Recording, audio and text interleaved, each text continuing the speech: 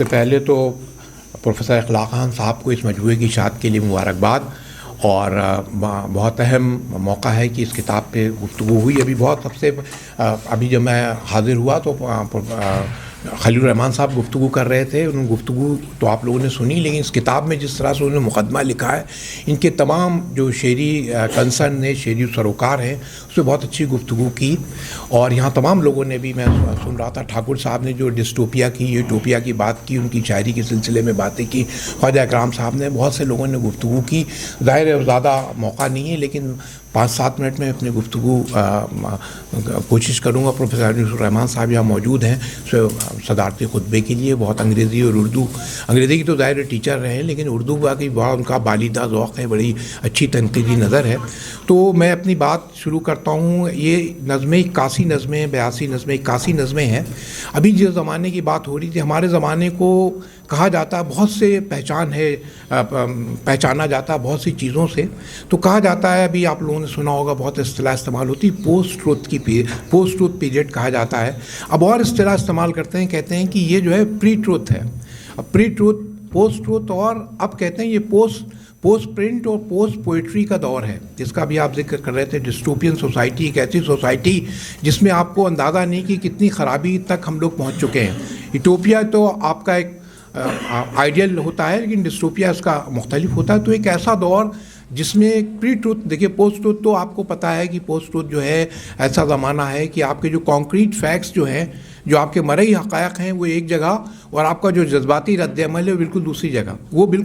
وہ آپ کو بتاتا ہے کہ کس کو کیا آپ کو کرنا ہے. آپ کو پتہ ہے یہ بات جو کہی جا رہی ہے بالکل سچ نہیں ہے. پہلے بھی ہوتا تھا، لیکن اس زمانے میں جس طرح کی رسپیکٹیبلٹی آ گئی، اب کہتے ہیں یہ صاحب پری ٹروتھ ایریا ہے. یعنی پری ٹروتھ کیا ہے، اس کو بھی حوالہ دیتے ہیں. ابھی بائیڈن نے ایک جگہ کہیں کہا کہ آئی لیو بائی انسٹنکٹ،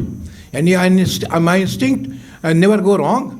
تو what does it mean? It means کہ جو ٹروتھ جو ہے یہ کوئی ایسی چیز نہیں، ویریفائبل فیکٹس نہیں ہے کہ اس کو آپ ڈاکومنٹس کے ذریعے ثابت نہیں کر سکتے ہیں، ڈاکومنٹس کے ذریعے یا کوئی حقائق کے ذریعے آپ ثابت نہیں کریں گے، بلکہ آپ ایک لیوڈ ایکسپیرینس ہے یا انسٹنکٹ ہے. تو یہ جو آپ ان کی شاعری دیکھیں، اس میں آپ کو بھی بہت سے عنوانوں کا لوگوں نے ذکر کیا کہ بہت سے، ابھی زیدی صاحب نے بھی فرمایا، لیکن مجھے لگتا ہے ساری نظمیں، 3-4 نظموں کو چھوڑ دیجیے تو اس تمام نظمیں جو ہیں ایک خاص طرح کی شاعری کو ظاہر کرتی ہیں، جس کو آج کے دور میں کہا. سے پہلے ہی بہت شاعری ہوئی، اردو میں بھی بہت سیاسی شاعری ہوئی، احتجاجی شاعری ہوئی. جوش ملی آبادی اس کی سب سے بڑی مثال تھی. حسرت موہانی کی شاعری تھی، ظفر علی خان کی شاعری تھی، احتجاجی شاعری تھی. لیکن یہ جو شاعری ہے جس میں پوئٹری آف ریزسٹنس جس کو کہتے ہیں، یعنی ایک نئی طرح کی شاعری کہ آپ کو پتہ ہے کہ پوئٹری کے ذریعے کاموں کا ایک ناول تھا ریبیلین، 1951 میں چھپا تھا. اس نے کہا تھا کہ صاحب جب تک آدمی زندہ ہے، ایک آخری آدمی بھی زندہ ہے، اس روئے زمین پہ موجود ہے، تب تک بغاوت اور آرٹ ہمیشہ زندہ رہے گا. یہ آخری آدمی کے ساتھ ختم ہوگا. تو یہ آرٹ کا بنیادی خاصہ یہ کہ آپ کو ریبل بناتا ہے. آپ کے زمانے کے جو حالات ہیں جس کا ابھی آپ ذکر کر رہے تھے، ایک کنٹمپریری یا عصریت ان کی شاعری میں نظر آتی ہے. تو اس کی وجہ یہ ہے کہ ایک ایسے دور میں جب پوئٹری کے بہت سے مقاصد ہیں اور کہا جاتا ہے کہ اب شاعری کے کوئی معنی نہیں ہے، شاعری جو ہے مائکرو پوئٹری، بہت طرح کی شاعری سامنے آ رہی ہے. ایسے زمانے میں اس کو آپ کو، لیکن پوئٹری کا جو ریزسٹنس ہوتا ہے، اگر آپ ان کی شاعری پڑھیں، میں نے تمام ابھی کچھ نظمیں اس میں پڑھی بھی گئیں،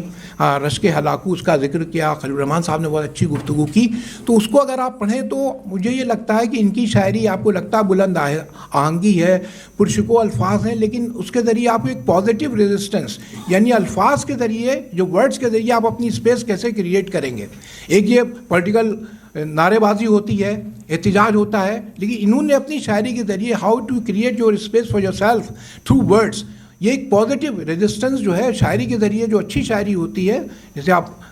کسی کا نام نہیں لوں گا، لیکن اردو میں جو احتجاجی شاعری ہوئی وہ لگتا تھا اس طرح کی، یعنی پازیٹیو، آپ نے اسپیس کریٹ کرنے کی ضرورت نہیں ہوتی تھی. آپ جو چیزیں ہو رہی ہیں اس پہ آپ سدا احتجاج بلند کریں. اور ان کی شاعری اگر آپ پڑھیں تو آپ کو جگہ جگہ لگے گا، بہت ایک جگہ آپ کو لگتا ہے کہ بلند آہنگی ہے، یعنی آپ کو لگتا ہے پرشکو الفاظ ہیں، لیکن اس کے ذریعے کیا ہے، یہ آپ کو ایک طرح کا انٹراسپیکشن پہ مجبور کرتے ہیں. یعنی آپ کو ایک بڑی شاعری، دیکھیے کیا ہوتی ہے، شاعری کا بنیادی مقصد کیا ہے، الفاظ جو ہیں، الفاظ کے ذریعے الٹیمیٹلی آپ لوگوں کو ایکشن کی طرف تو متوجہ کریں، لیکن بڑے الفاظ یا گھنگرد والے الفاظ کے ذریعے اچھی شاعری جو ہوتی ہے ہمیشہ، یا آپ میوزک کو بھی دیکھیں، یعنی میوزک کے ذریعے بھی آپ کیا سناٹا، آخری شاعری کی حد کیا ہے کہ آپ الفاظ کے ذریعے سناٹے کو کیسے قائم کریں، یعنی ایک سناٹے کی کیفیت ایسی پیدا ہو جائے، سائلنس میں آپ اپنے کو ڈسکور کریں، دنیا کو بھی ڈسکور کریں، اور اپنے ذریعے یہ نہیں کہ آپ شاعری پڑھ کے آپ انقلاب زندہ باد کہو اور سڑک پہ آ گئے، یہ تو ایک ایکشن پوئٹری بھی ہو سکتی ہے، لیکن ان کی شاعری جو مجھے لگتا ہے کہ وہ احتجاجی شاعری جو پروٹیسٹ پوئٹری ہے اس سے تھوڑی الگ پوئٹری ہے۔ یہ پوئٹری اگر آپ کو دیکھیں گے، الفاظ جس طرح کے انہوں نے استعمال کیے ہیں وہ بالکل دوسری طرح کے الفاظ کے ذریعے آپ کو انٹراسپیکشن کی طرف متوجہ کیا۔ تمام جو جس طرح کے حالات ہیں، رش کے ہلاکو پڑھیں یا علی گڑھ سے متعلق جو ان کی نظم ہے، تمام نظمیں آپ کو لگتا ہے کہ یہ تمام نظمیں ایک موضوعاتی وحدت ہے، عنوان الگ الگ ہیں، لیکن آپ اس کو ڈیپ دیکھیں، اگر 81 نظمیں ہیں تو میں بلا مبالغہ میں کہتا ہوں 70-72 نظمیں ایسے ہیں، ایسی نظمیں جو آپ کو جو کلچرل لاس ہے، سینس آف لاس ہے۔ ان کی ایک نظم ہے یادیں۔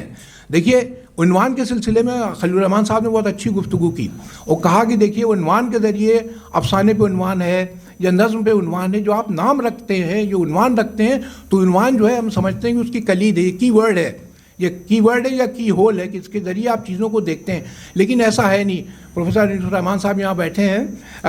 جیفری ہارٹمین کی کتاب ہے بہت مشہور، کرٹیسزم ان وائلڈرنیس، اس نے اس میں بحث کی کہ صاحب عنوان کا اور ٹیکسٹ کا کیا تعلق ہوتا ہے، اور پھر اس پہ ایک اور کتاب اس نے لکھا، اس پہ گفتگو نہیں ہوئی زیادہ، اور اس کے بعد تو پھر ایک این فرے کی کتاب آئی ہے، title to the poem, not title of the poem بلکہ ٹائٹل ٹو دا پوئم۔ اب ٹائٹل ٹو دا پوئم میں وہ کہتی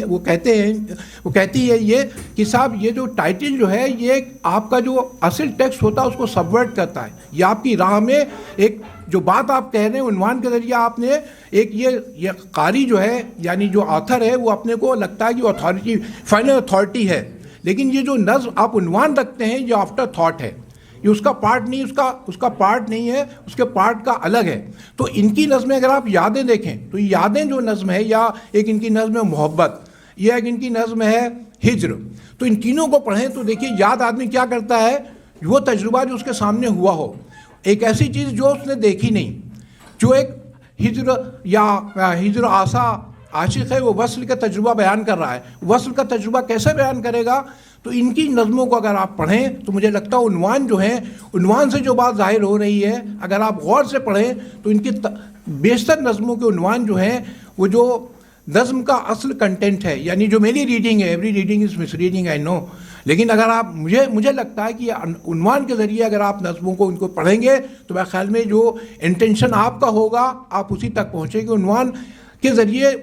متن کو سبورٹ کیسے کرتے ہیں، یعنی اس سے بالکل مختلف بات کیسے کہیے، تو ان کی بہت سی نظمیں، یعنی اردو میں اس طرح کی مثالیں کم ملتی ہیں کہ آپ کو لگے کہ عنوان بڑا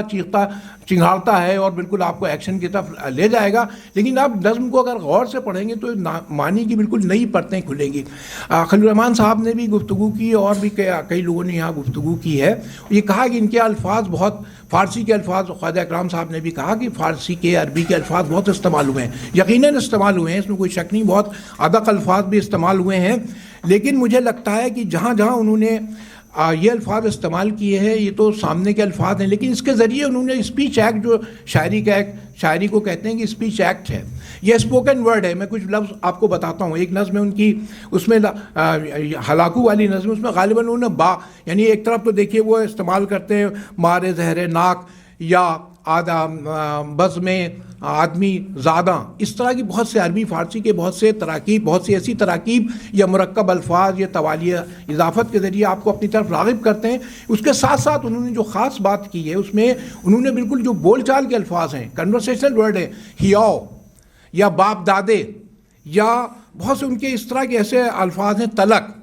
یا ہوا ہے تو ہوویں، یادوں میں ایک جگہ انہوں نے استعمال کیا ہوویں، دیکھیے ہوویں اسپوکن ورڈ ہے، باپ دادے بالکل عام بول چال کا لفظ ہے، تو ان کی اگر آپ نظموں کو پڑھیں تو ایک طرح کا عجیب طرح کا اسارٹمنٹ ہے، یعنی بہت سے فارسی الفاظ ہیں، بڑے بڑے مرکب الفاظ ہیں، اس کے ساتھ ساتھ انہوں نے جو اسپوکن ورڈ ہے اس کو ایک نئی طرح کی شاعری کے سامنے، ایک نئی طرح کی شاعری آپ کے سامنے لائیں۔ تو ان کی شاعری کو اگر آپ کی زیادہ وقت نہیں، میں زیادہ کچھ چیزیں اور بھی لکھ کے لایا تھا لیکن مجھے لگ رہا ہے کہ وقت شاید بہت زیادہ نہیں، لیکن ان کی شاعری اس لحاظ سے بالکل مختلف شاعری ہے کہ ایک تو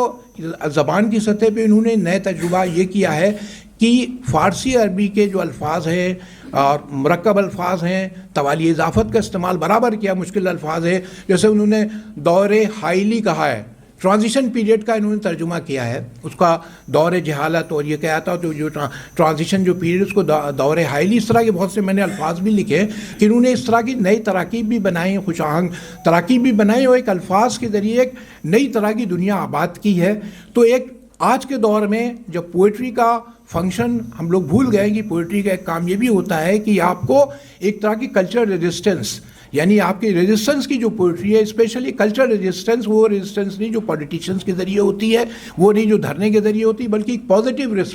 ریزسٹنس جو الفاظ کے ذریعے کی جائے گی، الفاظ کے ذریعے بھی مہذب دنیا میں آپ اپنے کھوئے ہوئے مقام کو کیسے حاصل کریں گے، یہ ان کے یہاں خاص بات نظر آتی ہے۔ اور دوسری نظمیں جو ان کی اگر آپ نظمیں پڑھیں تو آپ کو لگتا ہے بظاہر بہت پرشور اور پرشکو الفاظ ہیں، ابھی جو نظمیں پڑھی گئی، ہاں ایک لفظ ابھی ایک نظم پڑھی گئی، شعر و سخن ان کی ایک نظم ہے، اس میں انہوں نے دیکھیے ناگفتنی، بے گفتنی اور گفتنی، 3 لفظ استعمال کیے ہیں۔ تو دیکھیے ناگفتنی اور بے گفتنی اور گفتنی تو ظاہر ہے کہنے والی بات، تو جس کو ہم کہتے ہیں language of unseeing, language of unseeing یا سائلنس کی لینگویج کیسے استعمال ہوتی ہے جب آپ کو لگ رہا ہے کہ یہ بالکل بڑی پرشکو الفاظ ہیں، بہت ہی ہائی پچ پہ بات ہو رہی ہے، اس کے ذریعے یہ الفاظ کے ذریعے کیسے آپ کو کچھ دیر کے لیے خاموش کرتے ہیں، یا آپ کو اپنی جو محسوسات ہیں ان پہ شریک کرتے ہیں، اور آپ کو سوچنے پہ مجبور کرتے ہیں۔ یہی مجھے لگتا ہے اس شاعری کا خاص وصف ہے۔ بہت بہت شکریہ۔